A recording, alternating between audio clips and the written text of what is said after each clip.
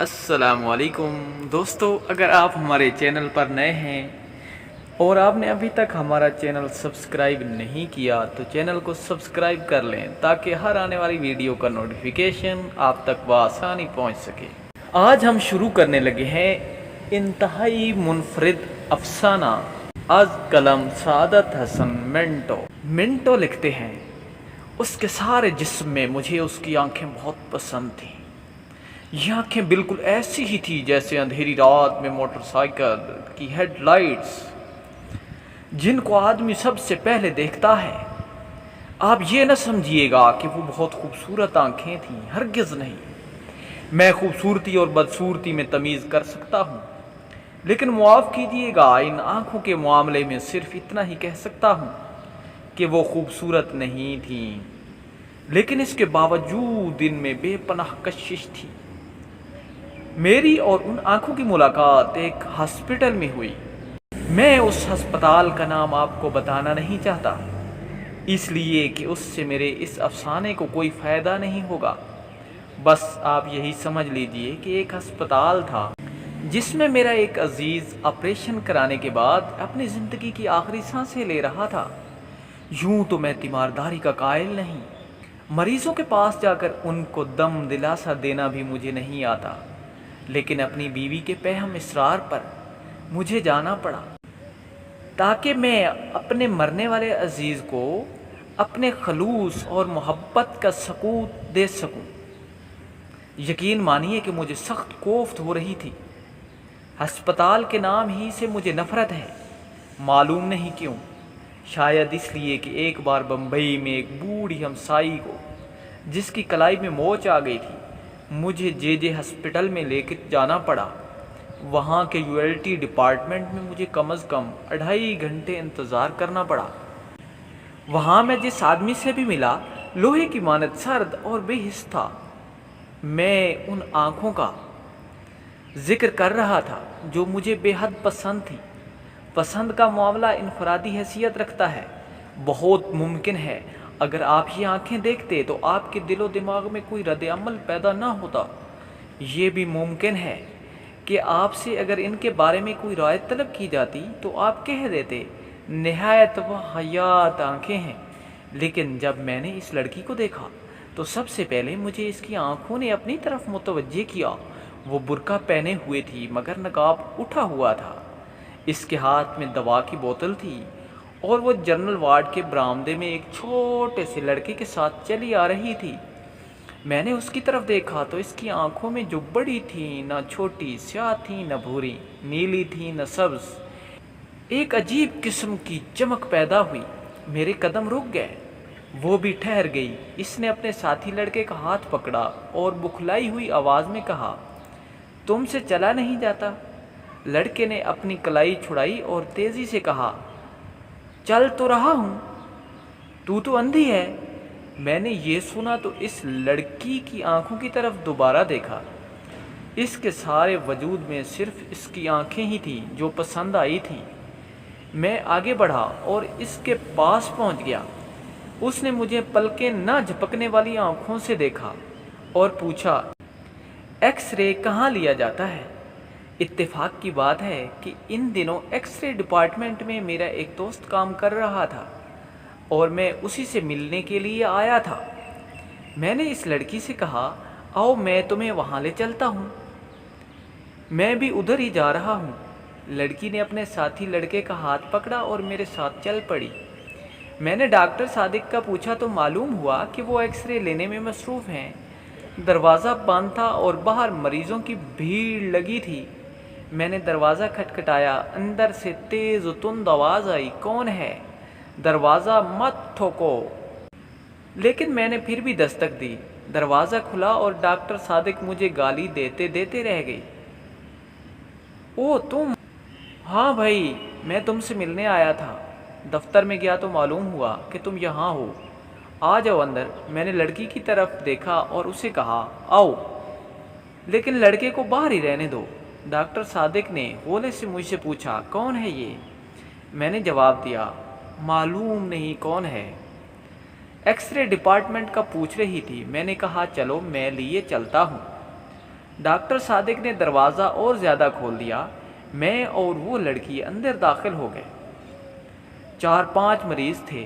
Doctor صادق نے جلدی جلدی ان کی اسکریننگ کی اور انہیں رخصت کیا۔ اس کے بعد کمرے میں ہم صرف 2 رہ گئے، میں اور وہ لڑکی۔ ڈاکٹر صادق نے مجھ سے پوچھا انہیں کیا بیماری ہے؟ میں نے اس لڑکی سے پوچھا کیا بیماری ہے تمہیں؟ ایکس رے کے لیے تم سے کس ڈاکٹر نے کہا تھا؟ اندھیرے کمرے میں لڑکی نے میری طرف دیکھا اور جواب دیا مجھے معلوم نہیں کیا بیماری ہے۔ ہمارے محلے میں ایک ڈاکٹر ہے، اس نے کہا تھا کہ ایکس رے لو۔ ڈاکٹر صادق نے اس سے کہا کہ مشین کی طرف آئے۔ وہ آگے بڑھی تو بڑے زور کے ساتھ اس سے ٹکرا گئی۔ ڈاکٹر نے تیز لہجے میں اس سے کہا کیا تمہیں سجائی نہیں دیتا؟ لڑکی خاموش رہی۔ ڈاکٹر نے اس کا برقع اتارا اور اسکرین کے پیچھے کھڑا کر دیا۔ پھر اس نے سوئچ آن کیا۔ میں نے شیشے میں دیکھا تو مجھے اس کی پسلیاں نظر آئیں۔ اس کا دل بھی ایک کونے میں کالے سے دھبے کی صورت میں دھڑک رہا تھا۔ ڈاکٹر صادق 5-6 منٹ تک اس کی پسلیوں اور ہڈیوں کو دیکھتا رہا۔ اس کے بعد اس نے سوئچ آف کر دیا اور روشنی کر کے مجھ سے مخاطب ہوا چھاتی بالکل صاف ہے۔ لڑکی نے معلوم نہیں کیا سمجھا کہ اپنی چھاتیوں پر جو کافی بڑی بڑی تھیں دوپٹے کو درست کیا اور برقع ڈھونڈنے لگی۔ برقع ایک کونے میں میز پر پڑا تھا۔ میں نے بڑھ کر اسے اٹھایا اور اس کے حوالے کر دیا۔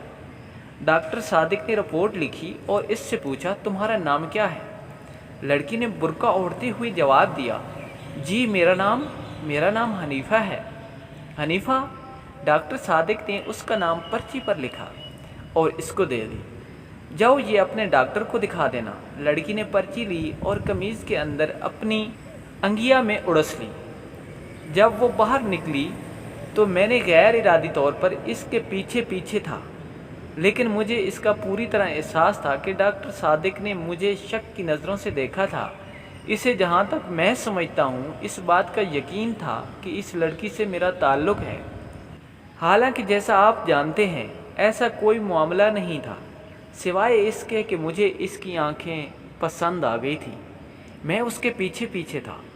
اس نے اپنے ساتھی لڑکے کی انگلی پکڑی ہوئی تھی۔ جب وہ ٹانگوں کے اڈے پر پہنچی تو میں نے حنیفہ سے پوچھا تمہیں کہاں جانا ہے؟ اس نے ایک گلی کا نام لیا تو میں نے اس سے جھوٹ موٹ کہا مجھے بھی ادھر ہی جانا ہے، میں تمہیں تمہارے گھر چھوڑ دوں گا۔ میں نے جب اس کا ہاتھ پکڑ کر ٹانگے میں بٹھایا تو مجھے محسوس ہوا کہ میری آنکھیں ایکس ریز کا شیشہ بن گئی ہیں۔ مجھے اس کا گوشت پوست دکھائی نہیں دیتا تھا، صرف ڈھانچہ نظر آتا تھا، لیکن اس کی آنکھیں وہ بالکل ثابت و سالم تھیں جس میں بے پناہ کشش تھی۔ میرا جی چاہتا تھا کہ اس کے ساتھ بیٹھوں، لیکن یہ سوچ کر کہ کوئی دیکھ نہ لے میں نے اس کے ساتھی لڑکے کو اس کے ساتھ بٹھا دیا اور آپ اگلی نشست پر بیٹھ گیا۔ میں سعادت حسن منٹو یہ منٹو کیا ہوا؟ کشمیریوں کی ایک ذات ہے، ہم بھی کشمیری ہیں۔ اچھا، ہم کنگ وائن ہیں۔ میں نے مڑ کر اس سے کہا یہ تو بہت اونچی ذات ہے۔ وہ مسکرائی اور اس کی آنکھیں اور زیادہ پرکشش ہو گئیں۔ میں نے اپنی زندگی میں بے شمار خوبصورت آنکھیں دیکھی تھیں، لیکن وہ آنکھیں جو حنیفہ کے چہرے پر تھیں بے حد پرکشش تھیں۔ معلوم نہیں ان میں کیا چیز تھی جو کشش کا باعث تھی۔ میں اس سے پیشتر عرض کر چکا ہوں کہ وہ قطعاً خوبصورت نہیں تھیں، لیکن اس کے باوجود میرے دل میں کھب رہی تھیں۔ میں نے جسارت سے کام لیا اور اس کے بالوں کی ایک لٹ کو جو اس کے ماتھے پر لٹک کر اس کی ایک آنکھ کو ڈھانپ رہی تھی انگلی سے اٹھایا اور اس کے سر پر چسپاں کر دیا۔ اس نے برا نہ مانا۔ میں نے اور جسارت کی اور اس کا ہاتھ اپنے ہاتھ میں لے لیا۔ اس پر بھی اس نے کوئی مزاحمت نہ کی اور اپنے ساتھی لڑکے سے مخاطب ہوئی تم میرا ہاتھ کیوں دبا رہے ہو؟ میں نے فوراً اس کا ہاتھ چھوڑ دیا اور لڑکے سے پوچھا تمہارا مکان کہاں ہے؟ لڑکے نے ہاتھ کا اشارہ کیا اس بازار میں۔ ٹانگے نے ادھر کا رخ کیا۔ بازار میں بہت بھیڑ تھی، ٹریفک بھی معمول سے زیادہ۔ ٹانگا رک رک کر چل رہا تھا۔ سڑک میں چونکہ گڑھے تھے اس لیے زور کے دھچکے لگ رہے تھے۔ بار بار اس کا سر میرے کندھوں سے ٹکرا رہا تھا اور میرا جی چاہتا تھا کہ اسے اپنے زانوں پر رکھ لوں اور اس کی آنکھیں دیکھتا رہوں۔ थोड़ी देर के बाद इनका घर आ गया। लड़के ने तांगे वाले से रुकने के लिए कहा। जब तांगा रुका तो वो नीचे उतरा। हनीफा बैठी रही। मैंने उससे कहा, तुम्हारा घर आ गया है। हनीफा ने मुड़कर मेरी तरफ अजीबो गरीब आंखों से देखा। बदरू कहाँ है? मैंने उससे पूछा। कौन बदरू? वो लड़का जो मेरे साथ था। मैंने लड़के की तरफ देखा जो तांगे के पास ही था। ये तो खड़ा है। अच्छा, ये कहकर इसने बदरू से कहा, बदरू मुझे उतार तो दो। बदरू ने इसका हाथ पकड़ा और बड़ी मुश्किल से नीचे उतारा। मैं सख्त मुतहय्यर था। पिछली नशिस्त पर जाते हुए मैंने इस लड़के से पूछा, क्या बात है, ये खुद नहीं उतर सकती? बदरू ने जवाब दिया, जी नहीं, इनकी आंखें खराब हैं, दिखाई नहीं देता।